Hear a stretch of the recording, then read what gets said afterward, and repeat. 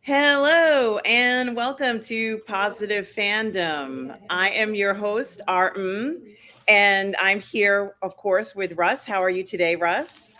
I'm fine, Autumn, and how are you? I'm great. I'm great. It's wonderful that you are here. It's another Vaguely hungover today. I was up yeah. late last night watching the heavyweight boxing championship. Our guy lost, but it was a decent night's entertainment, and had a few people over, a few glasses of wine.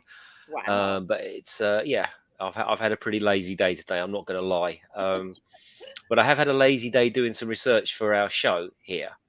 So it was kind of my laziness had some purpose to it. Let's just put it that way. But you're not at home, are you?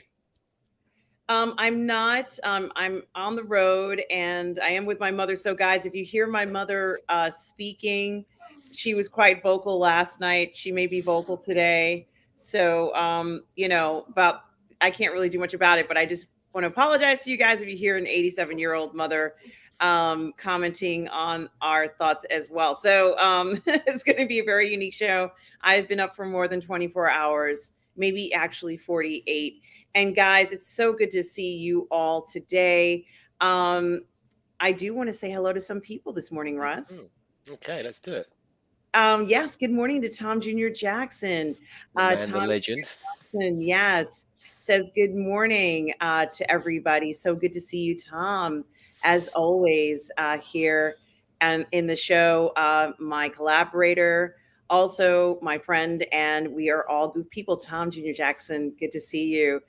We also have Joker Voice here. Hello, Joker voice. Hi, Joker Voice. It's great to see you.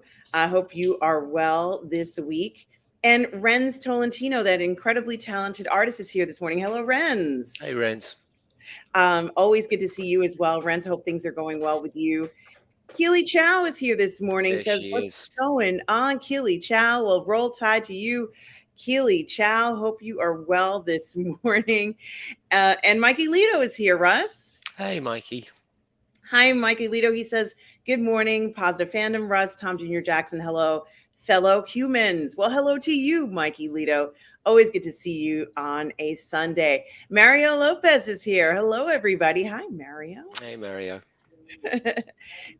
It's so good to see you all this morning. And Stubble. Stubble is here. Hi, Stubble. And Um, Norwegian Kryptonian. We've got the Norwegian contingent in this morning. yes. Hey, guys.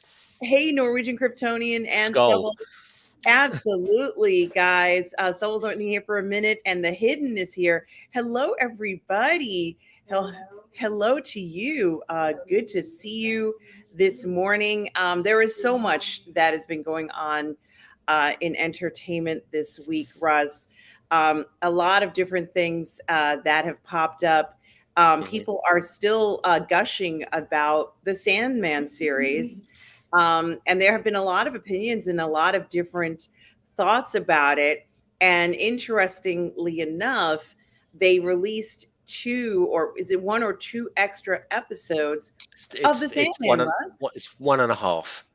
So there's an animated rotoscoped one, which is called The Dream of a Thousand Cats, which is a great story. And then there's another one, an hour long episode, so a standard Sandman episode, if you like, or slightly longer, called Calliope, which is one of my favorite Sandman stories, actually.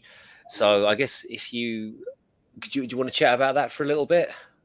Well, I haven't actually seen it, but what was kind of strange is that I enjoyed the Sandman so much, the stories in general, that I Hmm. decided to go ahead and purchase the audiobook on Audible, which Okay. happens to be narrated by Neil Gaiman himself, Hmm. which I find remarkable. I have been enjoying it so much, and I didn't know there was going to be another episode release, which I think is very unique.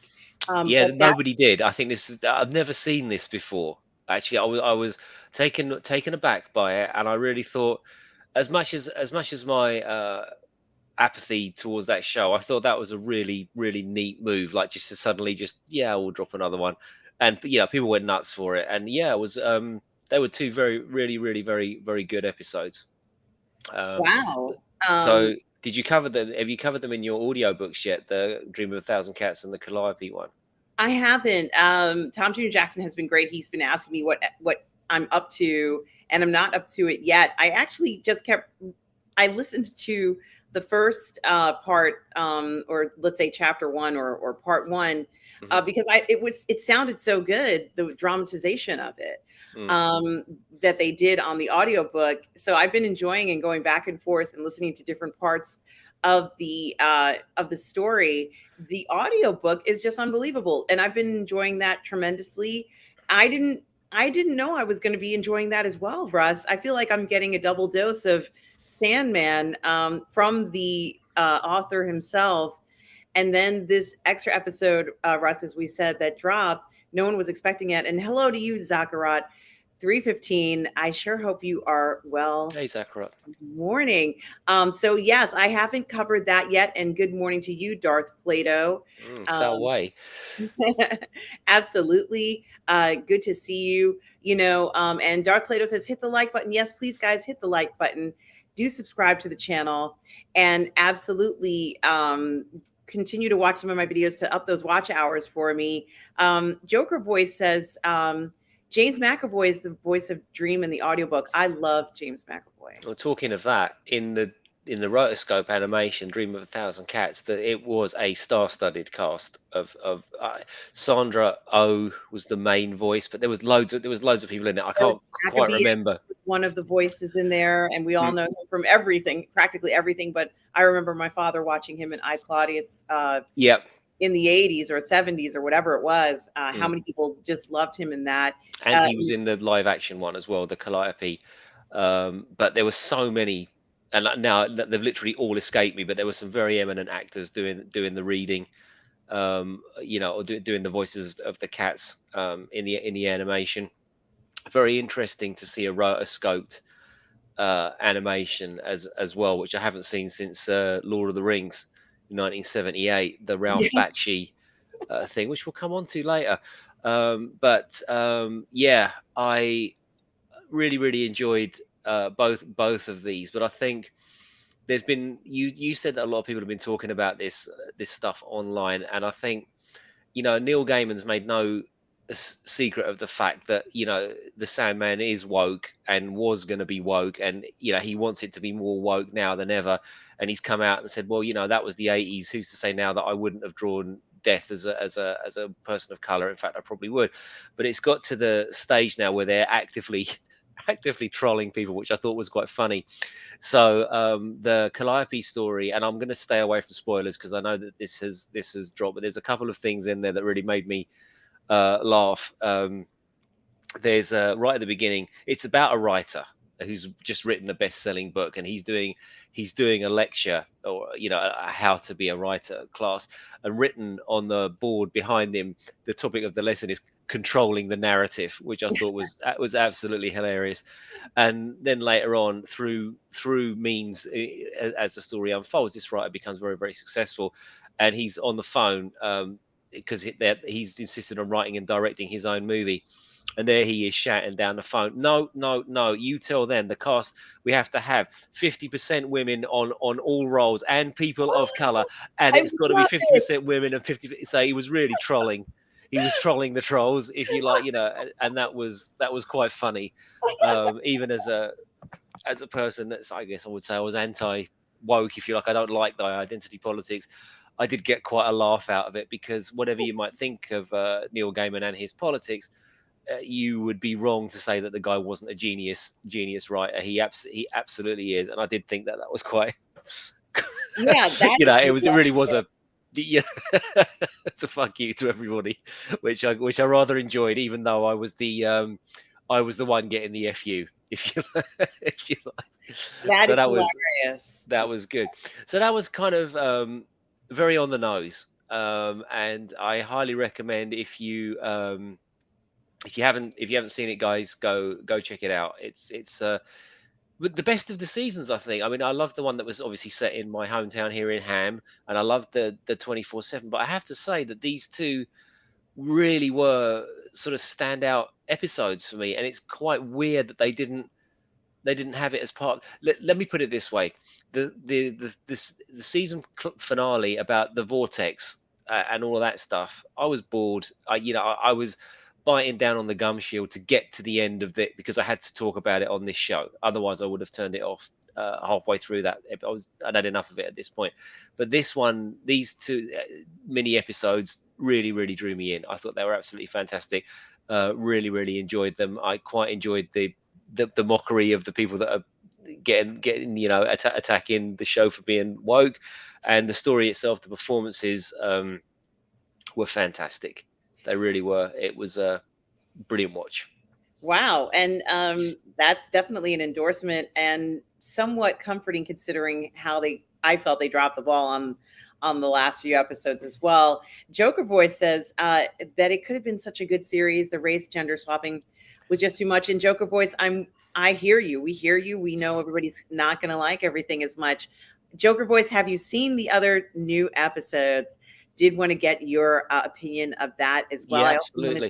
to. I agree with Joker Voice on this. As I said, I think hey Retro Nerd Girl. I watched your Conan thing, by the way. It was bloody Yes, brilliant. Well done, it was top drawer. I amazing. absolutely loved it. I was with Joker Voice. I think I said when we were doing our review last week. I don't, it's Neil Gaiman and it's up to him. It's his character. He can do what he likes. But I just felt there was so much of that. It was distracting. It kept taking me out of the story. But we move on. Yes, second breakfast. Absolutely.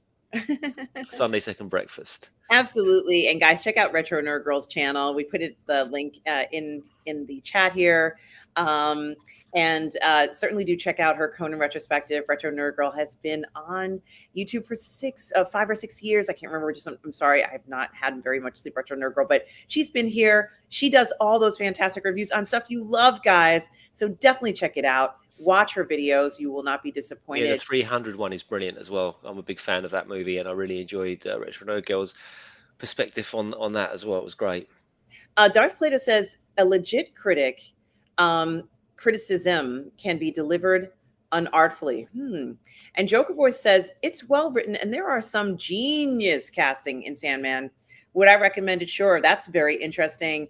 Sometimes you can be disappointed in a series and still recommend it, and I think that shows the type of quality that we're looking for. But we can also recognize, if appropriate, when they've done their due diligence in giving us a quality Well, show. And Russ, I don't know about you, but I'm in love with the guy who was cast as Dream, right? yeah, he's brilliant. He looks exactly like he just stepped out of the comic book. But I was reminded when I was watching the rotoscope animation one, the cats one.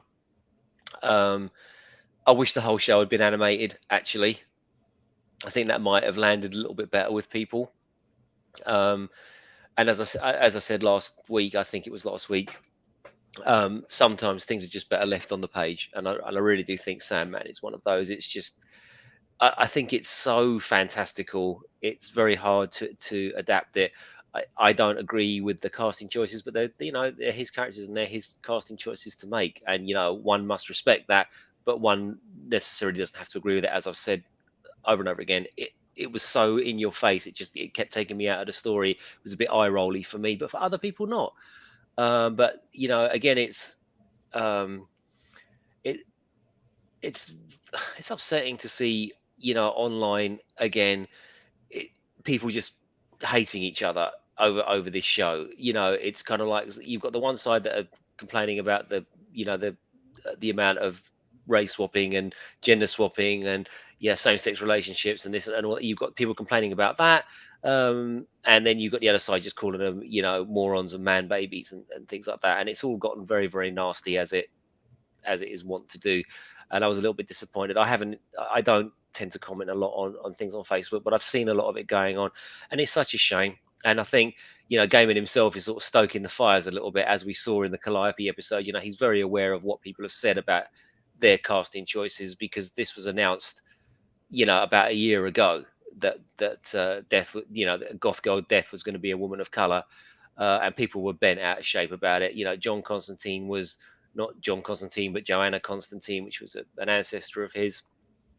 So yeah, he's aware of it, and the online wars continue. Yeah, I think so. It would have been cool. Hey, Retro No Girl. I'd have loved that. I think that that is very interesting to think about because we are always talking about wanting something new, wanting something original, wanting to see something that they're willing to take a chance on.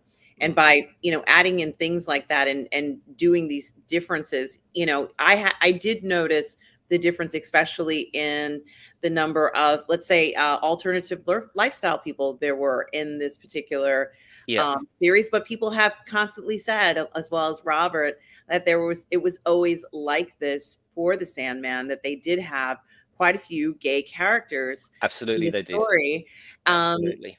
one thing I can say is that the trailer that grabbed my attention was the one where Death.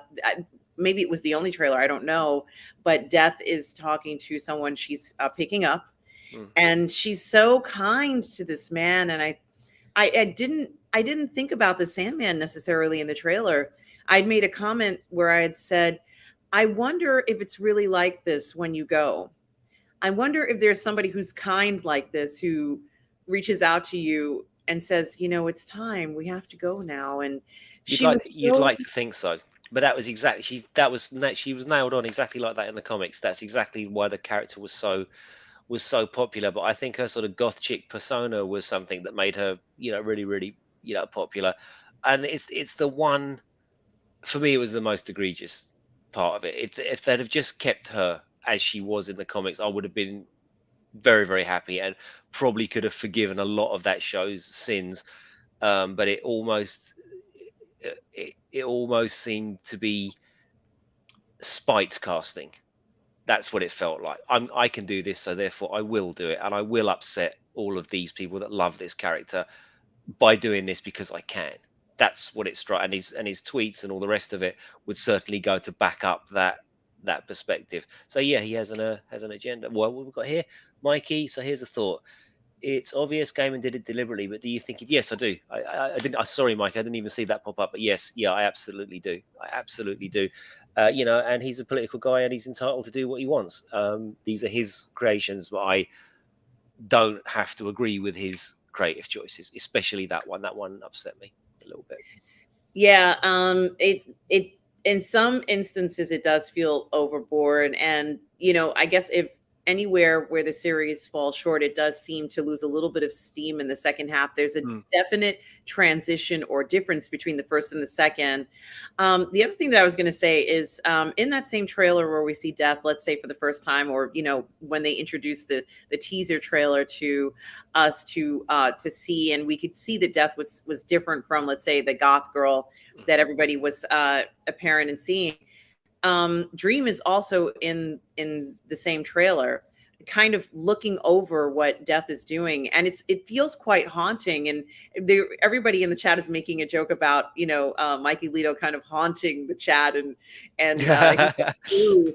But that's how I felt about Dream. And of course, dreaming can feel like they're ghosts, that like you're watching ghosts in a dream. And I Mhm. think that that was one of the elements that makes Dream seem so believable, because we've all had, for those of us who do dream, have had these instances where we see people and we know it's a dream, but it's like you almost feel like they are ghosts. It was just very odd, the placement of Dream in that moment, watching over Death. I thought that that was just such an interesting analysis of some of the things that you go through, either in a dream state or perhaps in your final moments alive. So that is something to think about. This audience of people who might be guiding you, and I think that that was a great way to promote the Sandman. However, I also mentioned to Robert and to some other some of you guys who were in the chat even, that I felt that the promotion for Sandman was not what it should have been. Russ, do you Maybe, think that the maybe promotion so. for Yeah, I think a lot of the stuff around it was really negative when when people found out that Constantine had been changed and Death wasn't as the majority of fans would want her as, and all that sort of thing. It was quite negative, a lot of the stuff around it, but it doesn't seem to have done it any damage. Apparently, it's number one everywhere in the universe. So look, good luck to them. I think if people are getting something out of this that I didn't get out of it, as I said, it was for me, it was a bang average show. Okay, I just don't think it should have ever been done. But I'm a minority in that respect. I think people are loving it. I think they're enjoying it. And if that brings people back to comics, if that brings people back to the original works, if that leads people to actually pick up Hellblazer comics and actually read about the proper John Constantine and all that kind of stuff, then brilliant. More power to it. That's why people watch historical fiction movies, and then they get into history for real, stuff like that. Certainly when I was little, I watched 300 Spartans, and it's been a fascination of mine my whole life. So yeah, great, enjoy it, love it, and I'm happy that people are happy about it. Yeah, I'm happy to. And I think that as Darth Plato spoke about criticism of the show, this is such a unique show, and there are going to be criticisms of it. And we're lucky to get the show. This is very at a time where I just don't think many shows are getting the green light. We're very lucky that Neil Gaiman has access and can still control some of the critical elements of the show. Darth Plato says people will pick up on a chic theme, zeitgeist phenom as a knee-jerk reaction or simply as part of the air that's breathed. Gaiman's, I'm sorry, woke may not really be woke, and race gender swapping per se doesn't presuppose, oh geez, I'm so sorry, Presuppose presuppose woke. Yeah, I think woke. it's right. I think what he's saying there is correct. Okay, so Gaiman's a massive lefty, and he always has been, and he's come out and said that his stuff is quote unquote woke. He's a political bloke. He leans very very far to the left, as most creatives do, and fair play. It's absolutely fine, and I don't think that it's weird, okay, because the messaging in the show actually isn't particularly progressive or anything like that. It's just the imagery and the castings that they've used are sort of more progressive actually than some of the stories therein. Absolutely. Mikey Lito says, and I sure hope that's, yeah. I must say, I know nothing about the Sandman comics, and even I noticed it, and it was deliberate. And I think he's talking about the gender The swapping casting, yeah, the and casting. Yeah. let's say identity swapping, let's say. And he says, I also thought it was funny. Yeah, Gaiman does as well. I think he's he is really trolling people that are upset about it. Right, he is absolutely online trolling people. So he's with you, Mikey, 100%. Good morning, Bloodsport One. Hey, the man with the best handle on the internet. How are you, mate? And Retro Nerd Girl says, when you are a fan of something, it's so amazing when live action matches the source material. Some changes are okay, but in the case of a drawn rendering of a beloved character, it's hard to accept. Yes. Yes, it No, is. I think so, and it's almost they do so much of it now that it's almost becoming a trope. It's kind of like if you are a sort of white superheroine with red hair, you are going to be recast as a woman of color. It's literally a meme at this point. You can't have the gingers. The gingers aren't allowed. We're going to discriminate against the gingers. Yeah, it's too bad that they're doing that. I happen to love red hair, guys. Um, but in regards to marketing, there were some definitely negative things against the show. And to be honest with you, this might have been a difficult show to market anyway, because the concepts were just so brilliant. Mm. We had it's a provocative show, and I'm not going to go too far in the sexual way, but let's just say that there was not full on nudity, but there were some more exposed moments than others. There were sexual situations.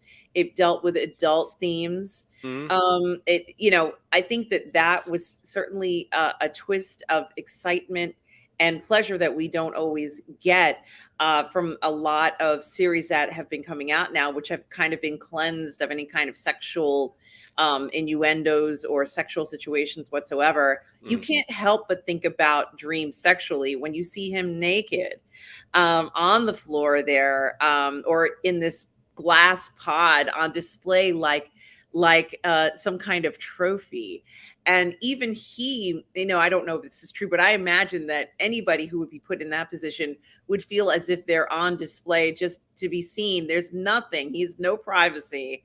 You certainly must feel as if they are looking at you like you're one of those statues. Mm. Honestly, he's not a statue, he's an entity. And I think that it's very interesting that they gazed upon him for 100 years, almost as if he was just some sort of, possession.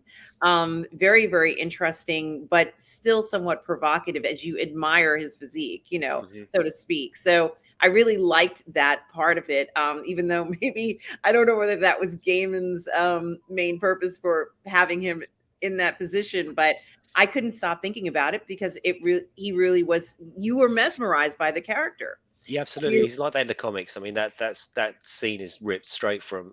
I remember the panel, like, or at least I think I remember the panel. It's very clear in my mind. So, yeah.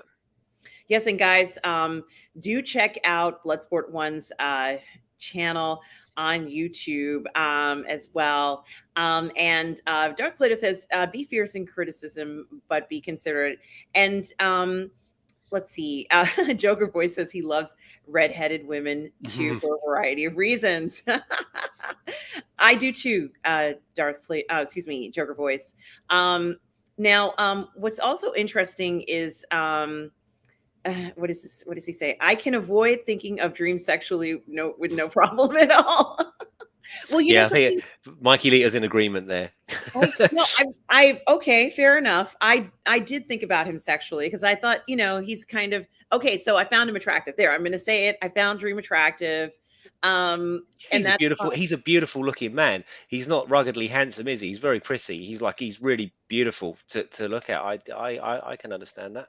He feels like a 1980s maybe glam band or glam rocker or something like that. You could see him with, a little bit more makeup and his hair done a certain way, and you could see him kind of being very charismatic and, singing or dancing or doing whatever, and all the women screaming and, totally admiring him.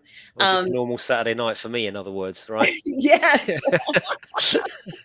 Absolutely, guys. But I think that we saw a lot of situations of people who were attractive in different ways in the show. And Mhm. that's something that I liked about that is that there are different ways that people find other people attractive. And so I think that was explored heavily in this series and done very well. So there is that. Now, we've been talking about having constructive criticism. And I think what is really interesting is that there is another show um, that came out this week that everybody's been talking about. And Joker Voice is shocking. Art finds a male attractive. The thirst is real. Yes, I think that by making sure that he was nude or mostly nude in it, he is playing up to the gaze portion, whether it's male or female gaze. But what I was going to say is, and yes, Mikey Lito, she will be back in a week. I'm assuming you're talking about She-Hulk. She-Hulk premiered this week, Russ, and certainly, certainly, there was a lot of buzz about that. And to answer Bloodsport's question, I like both equally. So it's very hard. I think they're both super attractive. I don't know whether one is better than the other. I don't even know who's bigger. Like I don't know. They're just. It's very Aaron wouldn't you? Why choose? Why not just have both? yeah. There you go. Yes, but Don't live. something. Yeah. This is a very interesting concept because we did see Thor almost completely nude, just like what we saw Dream, Mhm. and so not that Gaiman was trying to do what Taika Waititi was trying to do, but you did see a man exposed and his physique, and there is something to be said about the beauty of a man's physique.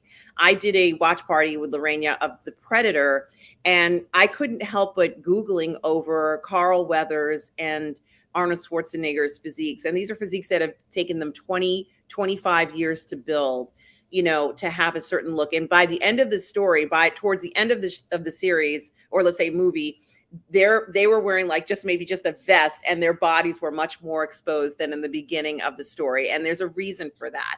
And it's because that masculinity is what drives a lot of the story and why a lot of us are watching it, where we want that masculinity to prevail over the predator. And it does.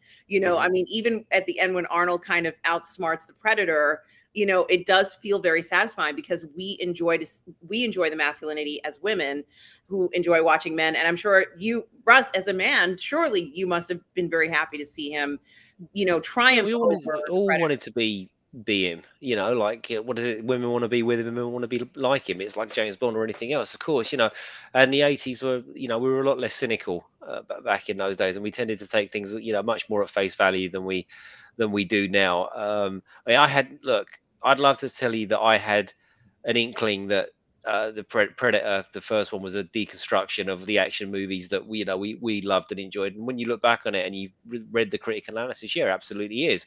But I didn't pick up on that at all. I just thought it was awesome. Yeah, it was just awesome from beginning to end. Well, Shadow, who is another commentator who is very popular and a very nice gentleman who I've streamed with a lot on Midnight's Edge, has commented and said that a lot of these IPs are male driven, written by men, starring men.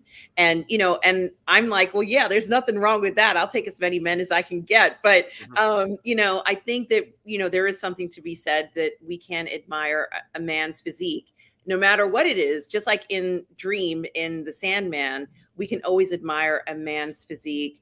And there is something to be said for many different types of physique. So there is that, guys, at least for me. Now, Darth Plato, I don't even know what to say here. Um, yeah, I This suppose is a so. family show. This is a family show, guys. Come on, A keep very, it a clean. very happy RM. I have to say, thank you for even suggesting that I would even be close enough to them to even see that.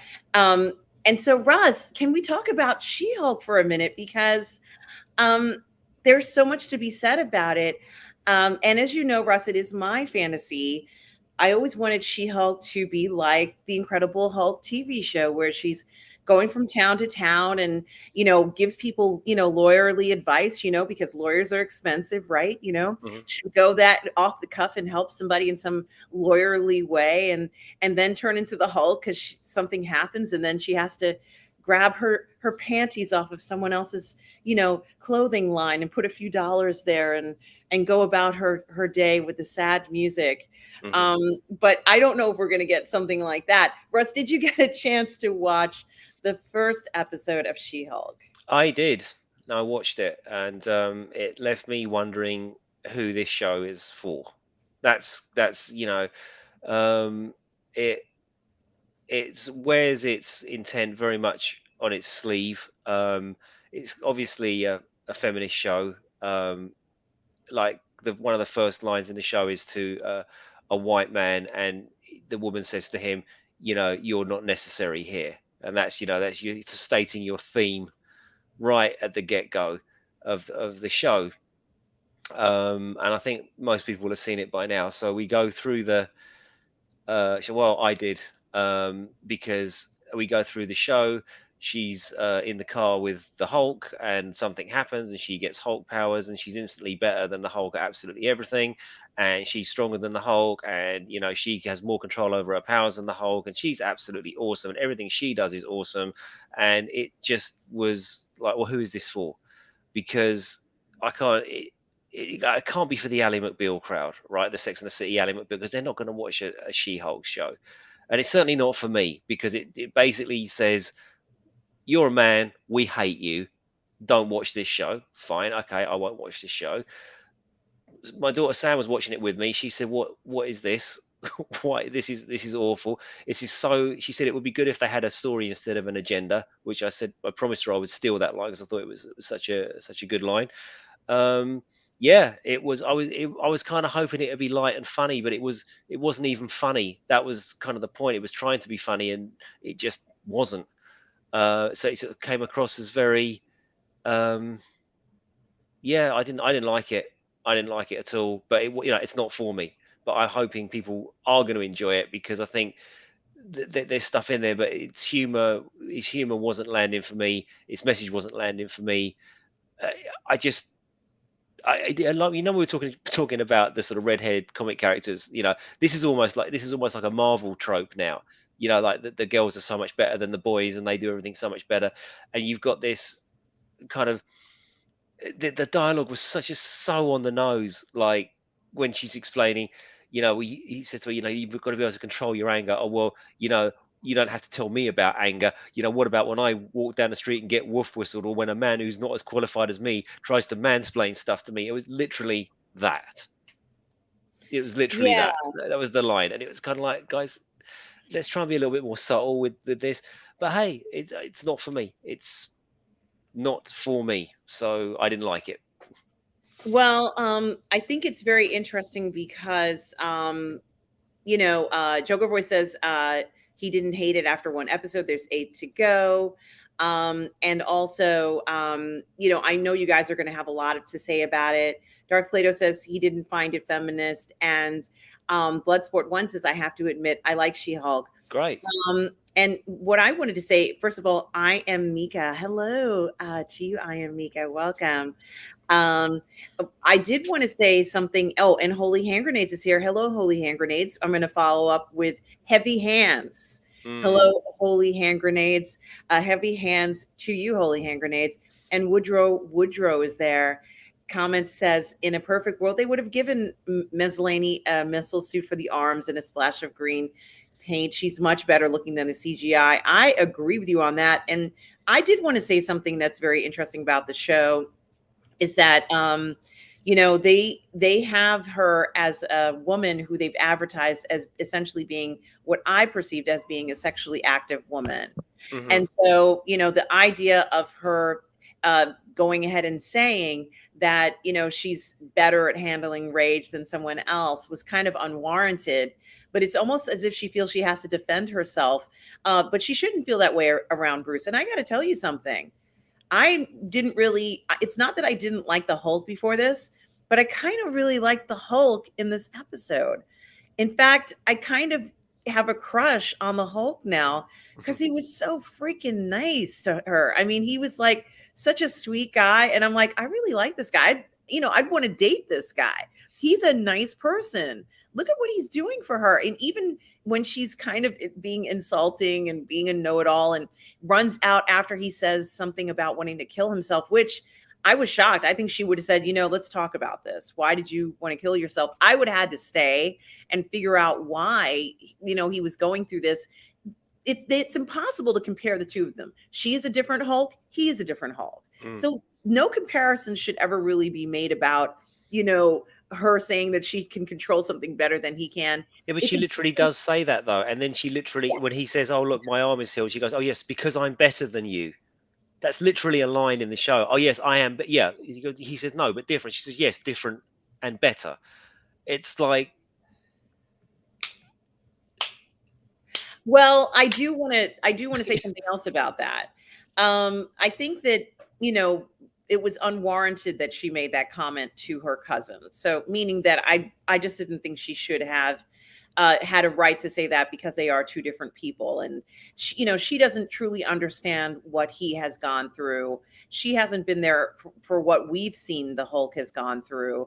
And mhm. I think, truthfully, it was kind of an insensitive statement. And I'd like to think that because it's a TV show and they only have a few episodes to go through this, that if it were not the TV show, in actuality, she would have hung around, found out why he was, so messed up that he wanted to commit suicide, which is really, really a serious thing to tell anybody, and get to the bottom of what she's really in store for, because she has no clue as to what she's in store for. I'm not confident that she's going to be able to control things at the drop of a hat. And I also think that they're trying to throw sex into the show with seeing her kind of, speed dating, and she's going to be picking up guys. And, okay, if this is going to be that kind of a show, let's actually see her doing something like that. We've never seen a superhero kind of have that kind of relationship and it be documented sort of in this style, where she'll Mm. go, well, that was a great time. I had a great time with this guy, like, how is that even going to be approached? But I have a I don't feeling know. that she's going to be seeking out her cousin's help in desperation at some point. And I almost felt that because he talked about wanting to kill himself, that's not exactly a light comment. Maybe she might go through something like that in this series. We don't know. This could, Unlikely. Are I think this is much more going to be an Ally McBeal, Sex in the City, Desperate Housewives with superhero. That's what I feel that they it looks like they're going for with this particular. Um, that seems to be the audience that they're after, because I can't imagine who they're trying to appeal to. Because as far as I'm aware of the character in the comics, like she's kind of like the Marvel comics, Power Girl, who's like a sort of overtly sexualized, character for teenage boys, and She-Hulk for me very much sort of fell into that, um, into that milieu. She's one of those like really really sexy comic book characters like Firestar or Power Girl or whoever it happens to be. But obviously they're not going to play out the sort of the TNA side of it in this show, which is clearly very very very very feminist, to the point of being painful to watch. It was almost like what claws down a blackboard. It's try and be a little bit subtle, and I think what Marvel does with these characters is it, and it does, Marvel Disney, it doesn't seem to be able to sort of be able to write a strong female character. What that, go ahead, RM, and write a strong female character, and the Marvel Disney writers take that away and take that as denigrate every single man in the entire show. Just denigrate men, and your character will be strong and powerful, and that's what they do, and that's fine. If you enjoy that stuff, that's brilliant. Go ahead. But I don't know. I just feel it's just not terribly subtle and a little bit annoying. I just found the whole show a little bit annoying, in the same way that I actually found Sex in the City quite annoying. I hated Oh, watching that oh, show. you didn't like Sex and the City. Oh Well, god, I hated it. that's Yeah, but gonna be a separate, I was married for a long time though, so I had to watch it. You make such good points, and I certainly am not disagreeing with you on what you said. I just feel like she's going to eat her words. Who knows? Maybe she won't. I think that she's going to really be begging for help from her cousin. Chris Gore says Joker Boy says that Chris saw the first 4 episodes, and supposedly it's like the Mary Tyler Moore show. I sure hope it isn't, guys. But if he's seen it and that's what he's saying, that's disturbing for me. Retro Nerd Girl says, I think that her Mary Sooness is setting her up as an arc in a series. It's only the first episode, but it's a shame it didn't land with more people. I enjoyed it. Oh my goodness, this is news. Retro Nerd Girl and I disagree on something. Oh my god, maybe I should go rewatch it and readjust my opinion. Hey, Mario Lopez says, I hated She-Hulk. It was cringe since the first minute to the last one. The girl acted like she was a teenager, saying that she was better than Hulk. Yeah, it did feel very immature, didn't it? it was cringe. That's a brilliant word, Mario. It's exactly that. It was so cringe. Everything about it was cringe, and also it was kind of dumb because it sort of played into sort of really sexist stereotypes, like she's really moody and she's bitchy and she can't drive. It's kind of like she crashes the car. She's it's like, Well, the other thing, are they going to have a reverse parking next week, or whatever? I don't know. yeah, no, the other stereotype it played into was the rage, and the idea of having rage like that, which I hope that isn't true for people. I hope that you might get upset about something, but then you can kind of let it go, and Well, release she it. says, doesn't he? Because she goes, look, it's all about fear and anger, and he goes, well, that's it. That's just, you just described what being a woman is like. We deal with this every single day, and it's like, oh, stop it. It was really No, cringe. not fear and anger. It's more like just frustration and desire. I think that's more realistic, what it's like to be a woman. But I'm not speaking for every woman, but since I am one, that's certainly something that we deal with. Bloodsport One says, "What about the '80s when women was only there for sex appeal?" Well, yeah, maybe it's something to think about. Things have changed. Maybe she is supposed to be a sex appeal person here. I'm not quite sure what it is. And like I said, they should have gone with the Incredible Hulk thing, and she could have been going from city to city, and this would have been an interesting ride with her cousin going after her, telling her she can't do this lifestyle, and her saying, well, I can do whatever I want. I'm the Hulk now. I don't have this issue with fear and rage anymore. I can just explore the world. And he might be saying, no, you're not, you shouldn't be doing that. It'd be very interesting for him to. That's the arc, isn't it? I think, our room. That's what they've set up, because it's often, this is very much the Captain Marvel syndrome of, like, if somebody starts off and they're absolutely so awesome at everything, it's kind of, where do they go? And you know, Marvel being Marvel, they can't criticize a female character at all, so she can't have any flaws or weaknesses or anything like that because she's perfect because she's a woman. So where do you go with that story? And it seems like, yeah, at least I watched it. It seems like what they've set up there is with great power comes great responsibility. He's like, look, you're a fucking superhero now, you have to do this. She's like, no, I'm a lawyer, that's what I'm going to go and do. And so I think it's rather more going to be about, yes, it's going to be the Ally McBeal Sex and the City stuff, I believe, but more about her coming to terms with the fact that she's actually got this power, and it's not just about flexing and posing. She's going to have to take on the responsibility in the same way that Captain America and Iron Man and all the rest of them have done. And also, when Darth Plato, hi Darth Plato again, talks about mansplaining, knee jerk. I think what is really interesting is that everything she described is pretty much what men go through too. There's always somebody who may not be as qualified as you, but they're your boss, and someone telling you what you should be doing, but they, whatever it is, men go through that too. So what she explained was the same, maybe not the catcalling, but men are harassed at work. I know it happens. I've seen men get approached, and I've seen things like that happen there. So, it's a similar experience now. We're just only hearing more about it because, for different reasons, maybe because of the news and things of that nature. So, her experiences can be shared with men as well. What I think is going to be interesting is, just the honest truth. She hasn't talked about how she feels about being this Hulk character now. In other words, she knows that she has this power, but we haven't seen, if it were me and I became Hulk, I would have a breakdown. Mm. I would go be like, what the hell? Mm. Why is this happening to me? I'm not cool with this. I don't think anybody would be like, yeah, okay, I'm just going to handle this and I'm going to go to court in 5 minutes. No, I don't think so. I think that she's repressing a lot of emotions because we can see that, it's got to be more than just, I'm going to handle this. No, I don't think so. If this happened to anybody else in any other situation, they would be freaked out. Well, you So, know what, I think one of us is going to be right and one of us is going to be wrong here. I think you're just giving it way too much credit. I just don't think they've thought that deeply about this at all, and it's going to be drama of the week stuff. I really don't think it's going to go into any deep psychological stuff about her dealing with the trauma of becoming the Hulk. I could be completely wrong because I haven't seen all of it, right? But just judging by the first episode, it was clearly not aimed at my audience. That's fine. I didn't particularly enjoy it. I didn't hate it. It was just, I just felt it was, Mario summed it up. It was just totally cringe. It was, so on the nose and so cringy. I just thought it was, yeah, cringe, and didn't like it. But I'll watch the next one and we'll see how we go. yeah, and it's interesting.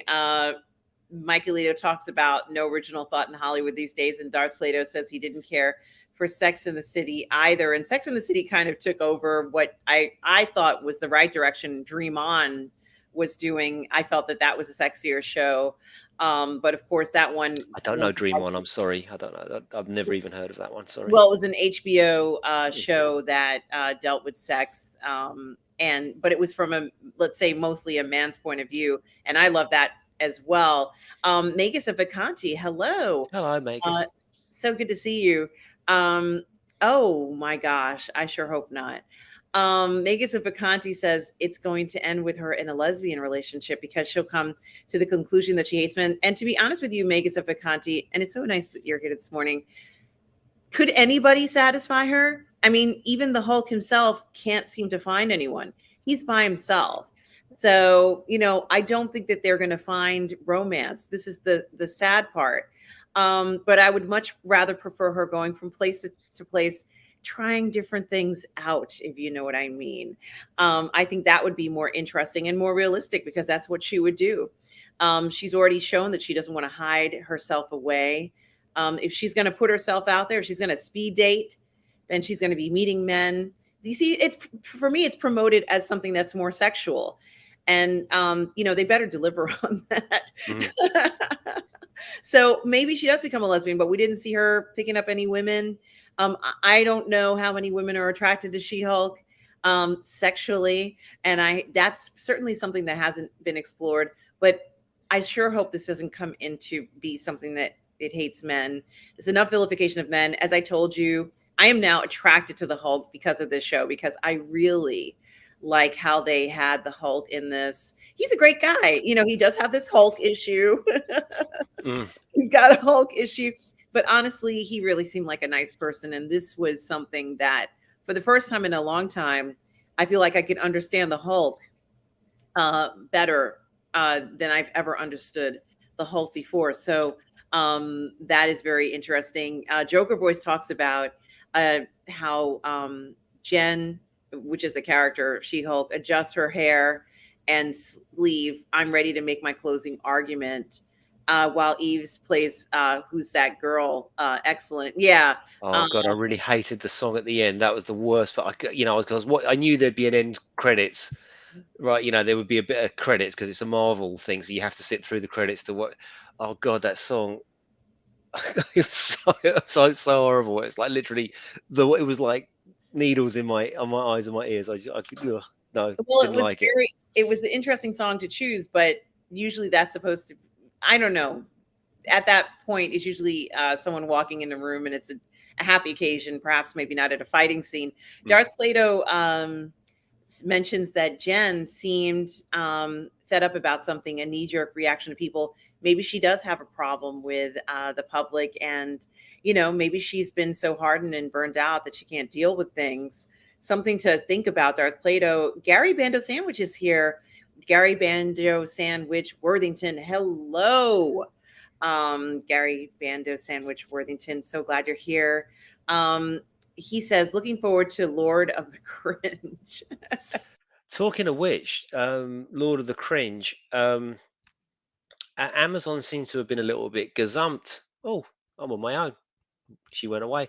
Yeah, guys, I don't know if you've heard about this, but Amazon seems to have been a little bit gazumped by a gaming company called Embracer, who have bought the rights for Lord of the Rings out from underneath them. So we know. Sorry, we lost you there for a second, Yeah, I'm Aaron. sorry. The service went out. I apologize. Hey, no worries, no worries. I was blagging it on my own there for a second. Thank I felt I you. felt rather exposed. No, I was just saying that Amazon been a little bit gazumped by this gaming company called Embracer, who've swooped in and bought the rights for Lord of the Rings and The Hobbit out from underneath them for something like $800 million, so nearly almost $1 billion for these rights. So now we've got a scenario where we've got Lord of the Cringe of Power, coming out to to quote whoever said that, um, which is I think of the Unfinished Tales, which they've got a little bit of the rights for Amazon. But these other guys now, Embracer, own the rights to everything apart from the movies, which is still owned by Warner Brothers. Although there seems to be some dispute over it.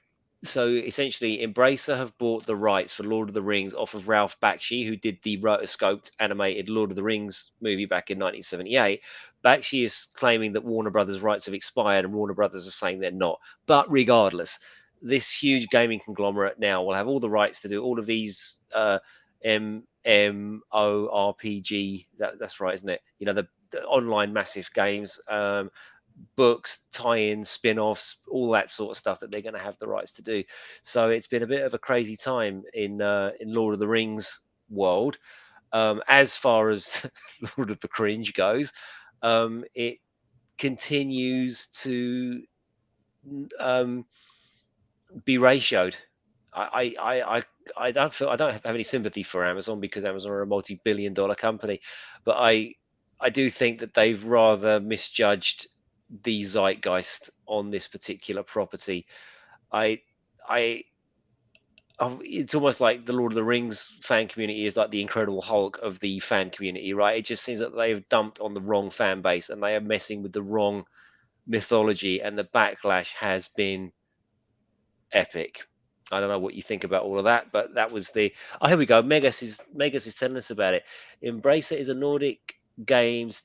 You moved it. THQ. I can tell you, you could do much worse than with Embracer owning Lord of the Rings, says Megas at Vacancy. Here it is. Yeah. Thank you, Megas Vacanti, for commenting on that. Um, truth be told, and I don't know if there was ever a plan to have a Lord of the Rings gaming thing. You know, that would have been, and it still would have been running if they had started it right after There they was Lord of had. the Rings Online, wasn't there? And that was a Oh, thing. was there? Yeah, yeah, it Um, was. There was a multi. It was like a Conan um, world, but of the Lord of the Rings. I know there was a Conan game like that as well. But I seem to remember. I think Sam was playing it when must have been very young. But I do remember there was one. But whether there still is one or not, I couldn't tell you. Well, these online playing games are pretty much, it would, if it was a good one, it would still be running, because I think that if they had introduced something like that, rather than just sort of like for your PlayStation where you play it and you get the game and you can just Hmm. play one game, I think it would have sold, like crazy. But for whatever reason, maybe 20 years ago, that wasn't something they wanted to pursue. Harry Potter series, I played almost every single video game that they've come out with, and the one Legacy that's coming out next. I Mm, am so looking forward to that. So, I think those video games just prolong the enjoyment of it, and I have no idea what it's going to mean for the franchise. What I do know is that people are going to buy it and they're going to play it, and they're going to be very happy with it. I think, regardless, I just want to be able to experience more of the world. I mean, we are constantly rewatching and rewatching all these extended versions of the films. And I love the Hobbit series, even though people don't like it. I love Martin Freeman. mhm. I've watched him talk to Smaug about a bazillion times. So, I'll just Yeah, but keep. people have said this about the Hobbit trilogy in the wake of Lord of the Cringe. Thanks, whoever said that. You completely got me. That is just brilliant. I'm going to use that from now on. With Lord of the Cringe, when Lord of the Cringe comes out, people are going to be looking back at the Hobbit in the same way that we now appreciate the sequels. Because when the sequel, this is the Star Wars prequels. Sorry, when the Star Wars prequels first came out, everybody hated them. I remember there was mass hate for George Lucas, and it's only now when we look back and think, oh no, they were actually really really good. So I think in the wake of the Lord of the Cringe, people are going to look back at the Hobbit and go, "Do you know what? Compared to this, that these are absolute works of genius." And they weren't bad. I remember I was going through a rough time personally and emotionally, actually, when I bought those. I bought them on DVD or the Blu-ray special edition, and I was on my own, and I had a whole week of just like sitting down watching these movies back to back, and then the special features. And the special features of the Hobbit are so they're as voluminous as Lord of the Rings ones, right? But you go on a journey with the cast, and it was kind of like I was part of that little crew of people watching it, and it really got me through a tough time. So there's a special place in my heart for the Hobbit, actually. Well, something, I can't tell you how happy that makes me feel, Russ. I feel the same way about The Hobbit, and I feel that way about Martin Freeman. God help me if he ever watches this. But I Mhm. think that I think he's such a talented actor, and I loved him in this. Of course, I loved him in Sherlock, but Mm. I really loved him in this as Bilbo, or whatever. I think it's Bilbo. Um, the other thing I was going to say is hello to Terrier. Hi, Terrier. He says there's a scene in the trailers where she carries a man out of bed. He's talking about She-Hulk. So Mm. she'll get her Hulk on. And I'm counting on that, Terrier. Retro Nerd Girl says, I'm curious as to where the show is heading to, because it seems to leading to Planet Hulk, which would be awesome.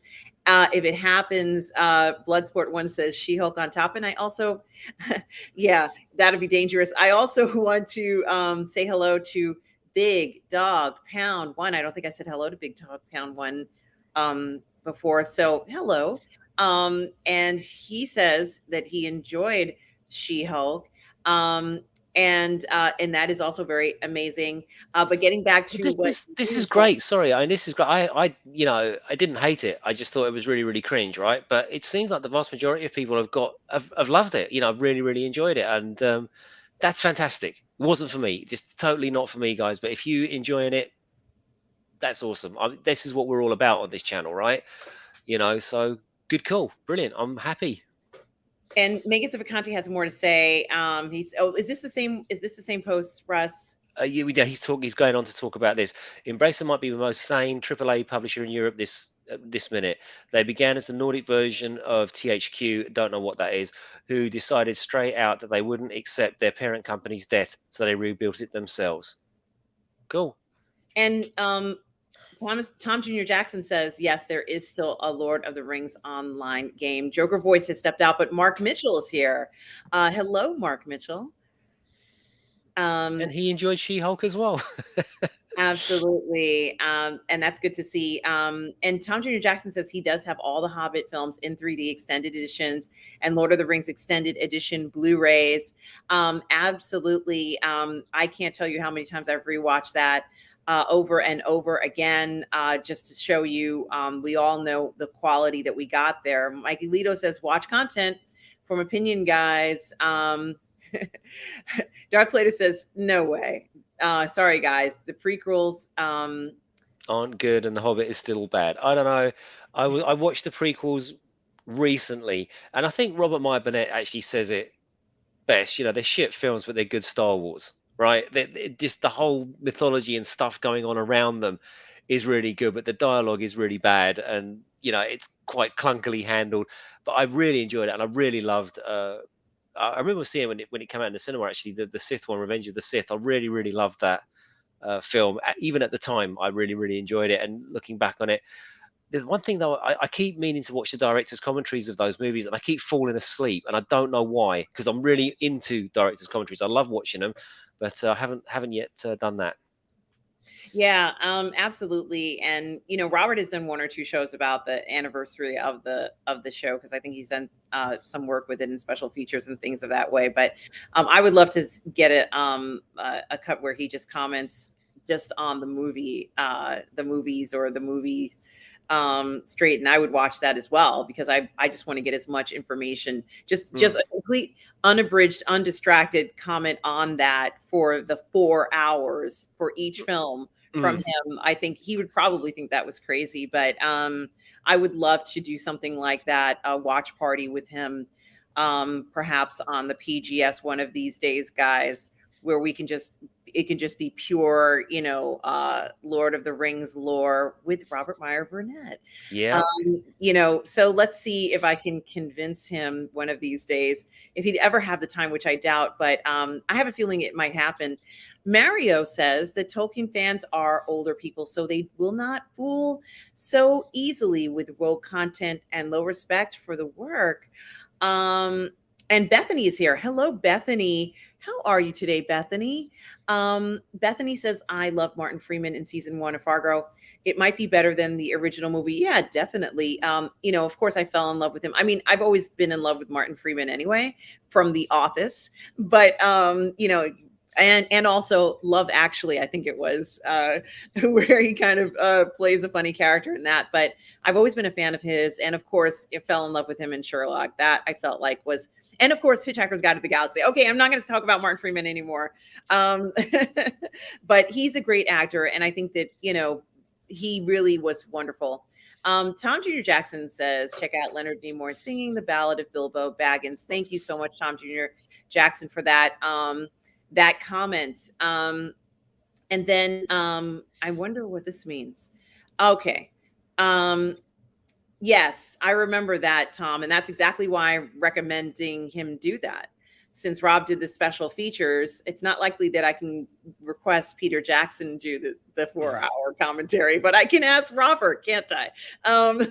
Especially since he knows quite a lot about it. And I think it'd be interesting to get him to speak of that, to do something. Yeah, of course, I forgot. He made all of those special features, didn't he? Yeah. He did. So I figured, why not ask him to do something like that? And we could all enjoy it, like the 4-hour version, just to get his comments and his experiences with everything, since he was there and experienced so much of it.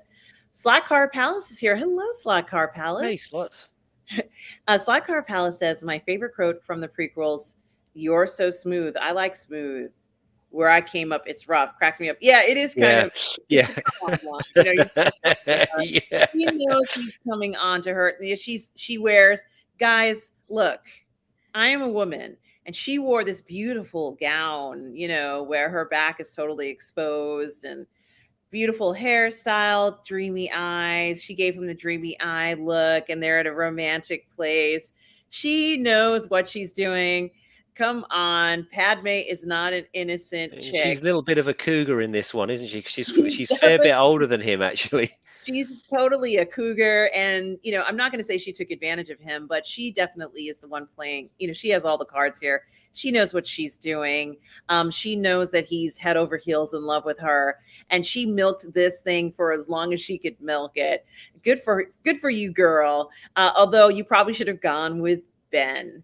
um so something, it's very interesting when we're talking about these shows coming out and the relationships between men and women, and what they are pretty much portraying. And we've talked about whether or not these shows can actually show a real life relationship between a man and a woman. Some of the ones that we've been seeing had been falling short. But I think that one example, and something that is very interesting, is the idea of, are we going to be seeing movies that portray real life relationships that are real, that are realistic, how people talk to one another? That was an innocent and truthful conversation. Mm, He's trying to impress her. I don't think there's anything he could say that's going to impress her. no. I'm not, this isn't a dig on Anakin. I love that guy. But I don't think he's going to say the most astounding thing to Padme. It's not going to happen. But if he's slick, if he can, play the game, use the force, I don't know what he does in order to win her over, he can make it. So, they didn't, he wasn't going to be like Obi-Wan. Like, he's not Obi-Wan, Mm. he's Anakin. He's much more humble in his origins, and the character had to reflect that. So she's a senator. I mean, that's very different type and style of upbringing for her. So Yeah, they're he's a former slave, right? yeah, Slave they're from turned Jedi. from two different worlds. So there was going to be that, but they could still have a conversation, and we do see they get into different conversations. But I think it's very interesting about it, and unfortunately, it does end very badly. So let's see. We had this what I would call a somewhat of a heated conversation in the Hulk, because she kind of leaves in a frenzy, and Mm. I felt that the fight that they got into, Russ, was a little silly, but they wanted to, I guess, show some of her power. Um, but I felt that it was unnecessary as well. It Uh, was, but there was one really cool shot in that show, wasn't there, from the comics? This sort of upward shot of her sort of barefoot coming down. I remember reading that in the comics when I was younger. I actually, that's like a proper She-Hulk angle, the foot sort of coming down towards the panel, and they did that in the show, which I thought was a nice touch. Yeah, I didn't enjoy it. It was yeah, I just thought it was too cringe and too on the nose for me. But if other people enjoyed it, that is wonderful, and I'm very, very happy about that. Now there was one other news story about the Snyderverse, Oh, Russ. how long have you got? How you said the magic word, didn't you? Yes, I Um, did. yeah, no, this actually, I think we can probably sort of squiz through it pretty quickly. Actually, um, there's been rumors now coming out that the Snyderverse has been restored, largely coming from Mikey Sutton of Geekosity. And I'm always a little bit leery when it comes to these scoopers. I often think that they're like a broken clock. They can be right twice a day. Um, so it's rumored now that Ben Affleck is back shooting the last third of the Flash movie again. Sorry, someone just came in through my front door, and that's what just interrupted my train of thought. So Ben Affleck is back doing the last third of the Flash again. Ezra Miller, apparently they're gambling on him behaving himself for the next year until that movie comes out. So it looks like they're going to stick with Ezra Miller. What we see now online for the past couple of weeks has been a number of rumors coming out about Henry Cavill. One week he's James Bond, then he's Cyclops out of the X-Men. Now he's going to be Captain Britain in Loki or something like that. Oh no, my goodness, Highlander's starting. And it seems like his agent is positioning him, as I think I said this last week, to get as much money out of Warner Brothers as possible. Yes, we all would be up for more Snyderverse, but I don't think that the Snyderverse will continue. I think what Warners are trying to do with all of these cancellations and trimming down of their universe is they will continue with the Snyder cast, if not the Snyderverse. So I don't. I'd love it if they continued Zack's stories. Of course, I would. You know, everybody that follows this channel would know that. But I don't think they will. I think that to keep the cast makes all sorts of sense, and just go carry on with the Snyderverse stuff has happened, and now we're going to tell new stories from here on in. And it looks like to me that they're trying to get their house in order. That's all positive. What's not so positive is The Rock seems to be angling to make Black Adam the big bad of the DC universe. And I think Darkseid should be the big bad of the DC universe, and I don't particularly want The Rock to try and take over that role, because as much as we like The Rock, and everybody who doesn't love The Rock, but he is always The Rock. And you got an actor like Ben Affleck that everyone went, oh my god, he's going to be Batman, he's going to be crap. When you're watching Batman versus Superman or Zack Snyder's Justice League, you forget it's Ben Affleck. He's that good of an actor. You know, you're completely taken in, or certainly I was completely taken in by that performance. Henry Cavill is a wonderful actor. Gal Gadot is a brilliant actor, and whatever you think of Ezra Miller, that he is a very talented young man. You know, when it comes to his acting, I think he's a superlative actor. Jason Momoa, you can argue, always plays Jason Momoa, but that's okay because he's Aquaman, right? He's But Jason Momoa. We just he's accept. Jason Momoa, right? But The Rock is only The Rock, so I don't think he. How serious can we take him as Black Adam when we know it's The Rock? We're going to look at Black Adam, we're going to see The Rock and not Teth Adam. So him having such a prominent role, or positioning for such a prominent role in the DC EU as it will remain, worries me a little bit. However, I'll take it all day long if we get decent Superman stories with Henry Cavill. I will be ecstatic if we got Batman Deathstroke with Ben Affleck and Joe Manganiello. I'd love to see that. Jesse Eisenberg has suddenly come out recently and sort of said that he'd like to be invited back, and how much the criticism of his character, you know, really hurt him because they did so much work on it. And he was a version of Lex Luthor, I think, from Birthright or something. One of the I can't remember what it was. I saw a clip online that he was very accurate to one interpretation of Lex Luthor, not the one that we all know, the billionaire businessman. It was a slightly different take on Lex. But he's indicated that yeah, that's it. The Hidden says not Captain Britain, Hyperion. That's right, on the MCU. Yeah, but he's open to coming back. And why would Jesse Eisenberg suddenly come out with, yeah, I'd come back? It just seems like all the things are starting to click into place now for a continuation of Snydercast, if not Snyderverse. Yeah, no, Mikey, that was a quote from Rolling Stone. So Rolling Stone has come out with a lot of unsubstantiated stuff pertaining to Zack Snyder, all of which seems to have been sponsored by the people who got fired at Warner Brothers, so Sarnoff, Emmerich, and soon to be gone Hamada, because that Rolling Stone piece was a hit piece, and that particular quote actually came from, it was someone in the Rolling Stone who was saying that they'd spoken to someone who was trying to do a documentary, who had spoken to someone at Warner Brothers who had said that their boss at Warner Brothers had said no, Justice League is official canon. So perhaps it is, perhaps it isn't, but that's the source of that. And you have to take also into consideration that the VP of Warner Brothers South America acknowledges that the Snyder Cut is a global phenomenon. So also, when we're looking at clips when they were doing their clips the other day for some promotional thing, all the clips came from Zack Snyder's Justice League. None of them were for Joss Whedon's Justice League. So yeah, he is the big bad, Darth Plato. I agree, but it seems like The Rock is trying to uh, replace Darkseid. You know, I can imagine, in The Rock's post-its notes, and in Black Adam 2 is when I face down Darkseid and defeat him, and then in Black Adam 3 is when Superman comes in to fight me because I've taken over from Darkseid. Yo, yo, yo, yo, as The Rock would say. So that's it. That's the Snyderverse. Oh, you're on mute there, Artem. Retro Nerd Girl says David Zaslav wants the Trinity: Wonder Woman, Batman, and Superman. The Snyderverse is just 2 more films. We can have several movies in between. At this point, anything is still possible. I agree with you, Retro Nerd Girl. But do they want to be?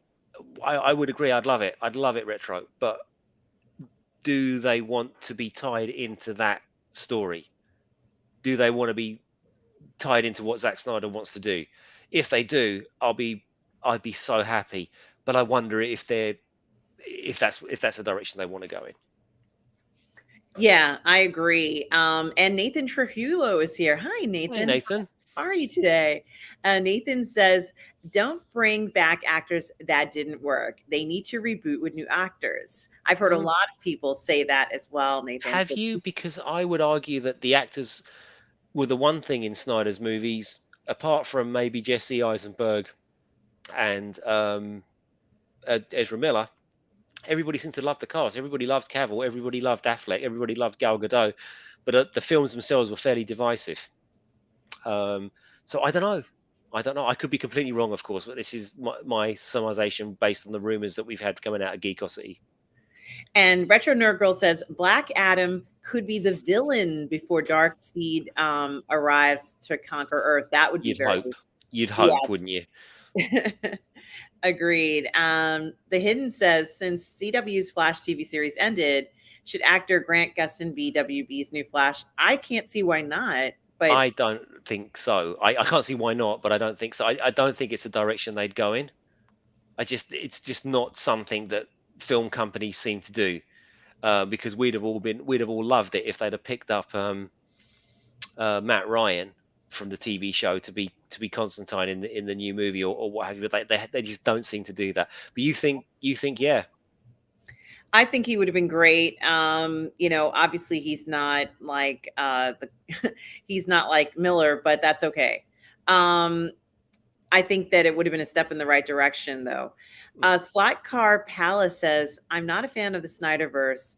Too much slow-mo, plotting story arcs, and not very connected to the Disney universe. Fair enough. There are a lot of people who share that opinion.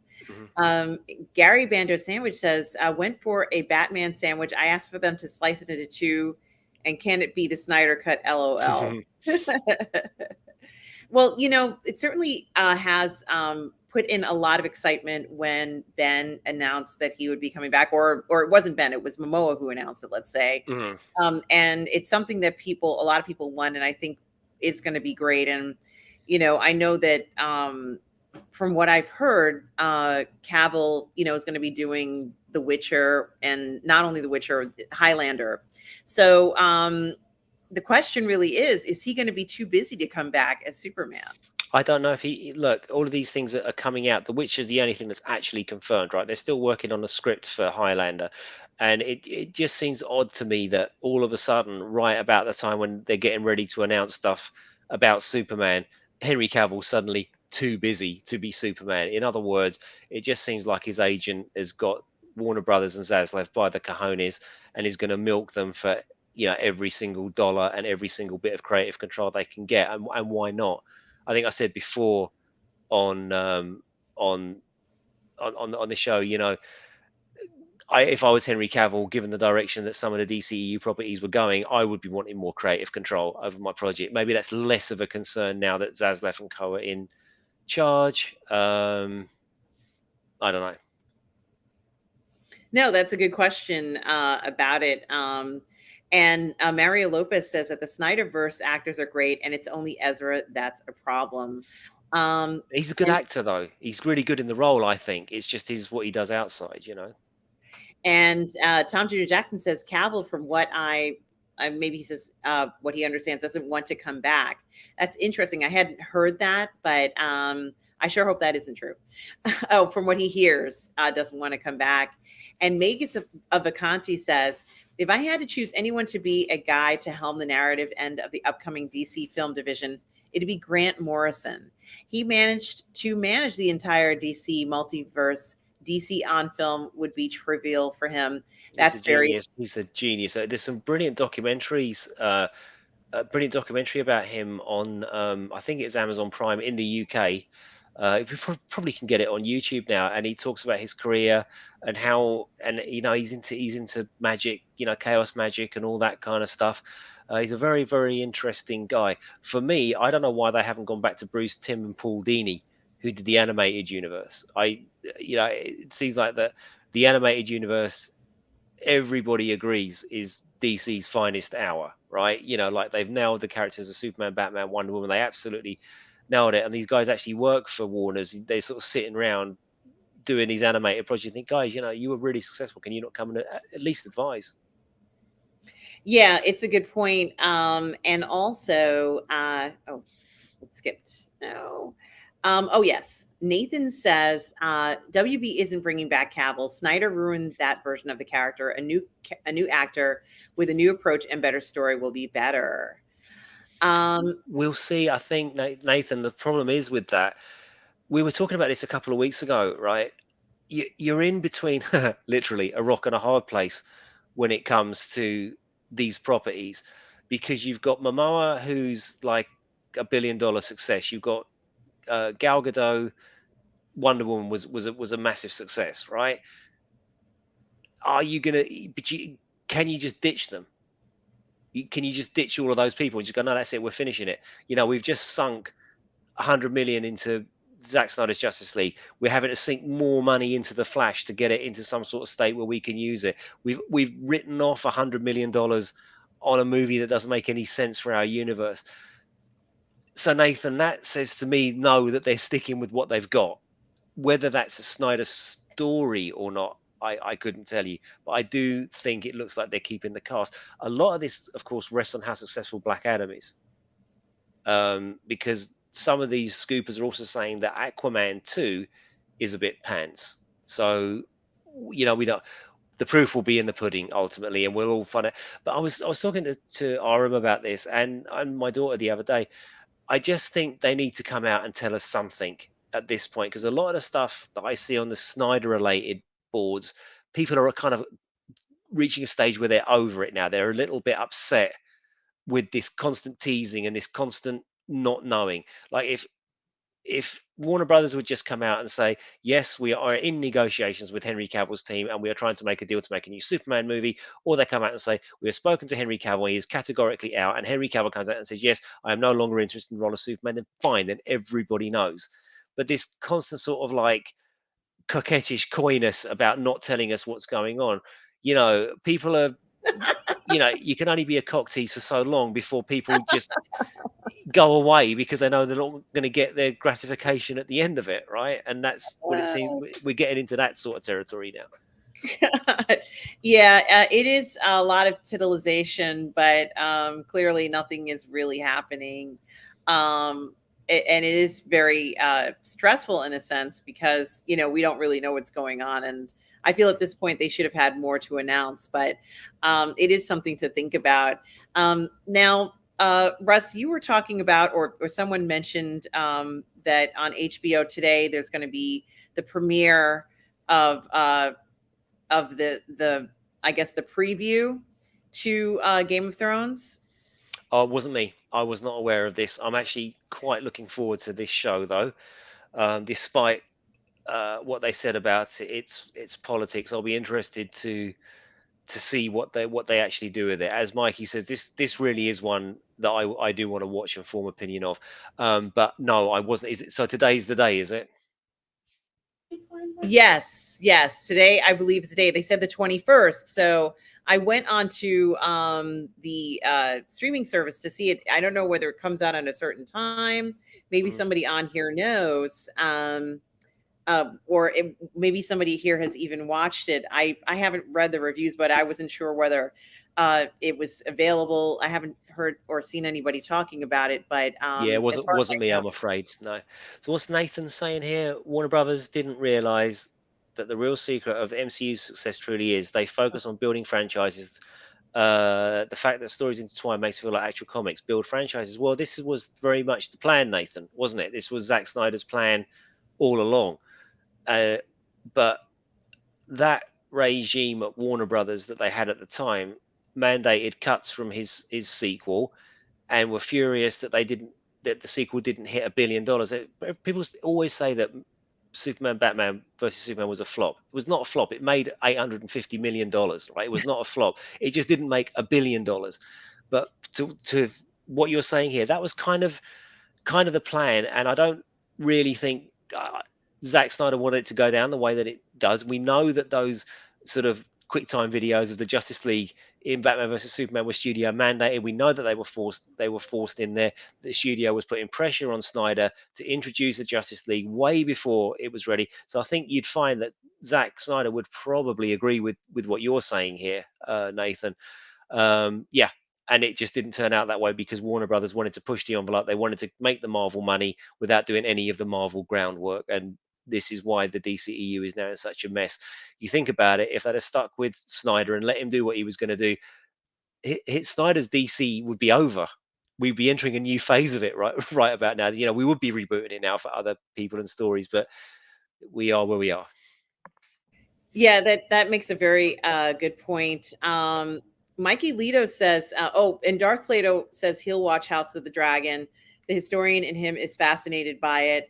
And Mikey Lito says, I think Retro Nerd Girl has her finger on it. You can't build a franchise on Black Adam and other ancillary characters. If it's not about Batman, Superman, and Wonder Woman, it's immaterial. One hundred percent, 100%, and this is what they were going to do before, and this is what like literally nobody could believe that the huge Sarnoff, Emmerich, and Hamada master plan was get rid of Superman and Batman and replace them with Batman and Supergirl, who are sidekicks, with Batgirl and Supergirl, who are sidekick characters. That literally was their plan, and it's like, I don't care if you're a man or a woman, or Superman and Batman and Wonder Woman are the characters, and the other ones are sidekicks. And yes, certainly they should have their own thing, but they should not be the driving point of your universe. That's got to be the Trinity. It has to be.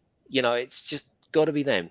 It's like the MCU without Spider-Man, I suppose, or Iron Man at this stage. Yeah.